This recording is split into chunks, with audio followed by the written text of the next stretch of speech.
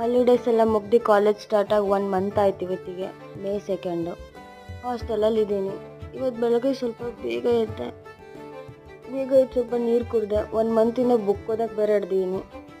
ಆಮೇಲೆ ರೆಡಿ ಆಗ್ಬಿಟ್ಟು ಮೆಸ್ ಕಡೆ ಹೊರಟೆ. ಟಿಫನಿಗೆ ಇಡ್ಲಿ ತಿನ್ಕೊಂಡು ಮತ್ತೆ ಕಾಲೇಜ್ ಕಡೆ ಹೊರಟೆ. ಸ್ಟೆಪ್ಸ್ ಹತ್ಕೊಂಡು ಹೋಗೋಷ್ರೊಳಗೆ ತಿಂದಿರೋದು ಏನಂತ ಮರ್ತೋಗ್ಬಿಟ್ಟಿದೆ ನನಗೆ.